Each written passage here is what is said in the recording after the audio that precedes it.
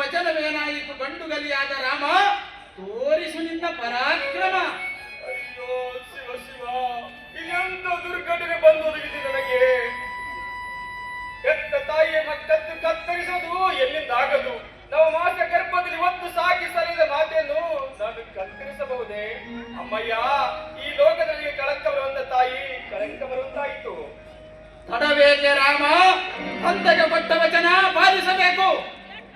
ಹಾಗಲಿ ಪಿತನೆ, ನಿನ್ನ ಆಜ್ಞೆಯ ಸದ್ಭಕ್ತಿಯಿಂದ ಪಾಲಿಸುವೆನು.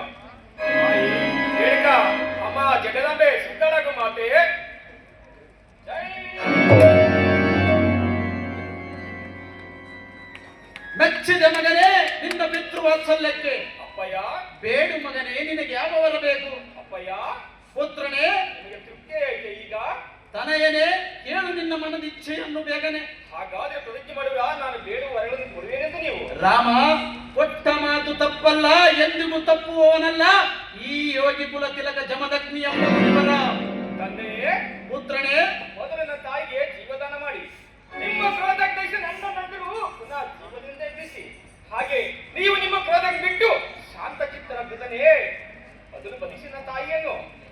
ಜೈ ಜಗದೀಶ್ವರ ಪರಮೇಶ್ವರ. ರಾಮ, ನಿನ್ನ ಇಷ್ಟಾರ್ಥ ಈಡೇರಲಿ. ನಿನ್ನ ತಾಯಿಯನ್ನು ಕೂಗಿ ಕರಿ ಎದ್ದು ಬರುವಳು. ಅಮ್ಮ ಮಾತೆ, ಇದರ ತಪಸ್ಸು ಎದ್ದು ಬಾರಮ್ಮ. ಈ ನಿನ್ನ ಕಂದನ ಮೇಲೆ ಬಂದ ಹಬ್ಬದ ದೂರನ ಮಾತೆ ದೂರು ಮಾಡು. ರಾಮ, ಅಮ್ಮ ಬಂದೆ ರಾಮ. ನಿಮ್ಮ ತಂದೆ ಕೊಟ್ಟ ಮಾತಿನಂತೆ ನಿನ್ನ ಪರಶುವಿನಿಂದ ನನ್ನ ಹೆಸರನ್ನು ತೆಗೆಸಿ ಮಣ್ಣಲ್ಲಿಗೆ ಮುದ್ದಿಗೆತನನ್ನು ಕೊಟ್ಟೆ. ಸ್ವಾಮಿ, ನಿಮ್ಮ ಪಾದ ಪದ್ಮಗಳಿಗೆ ಉಳಿಸಿ.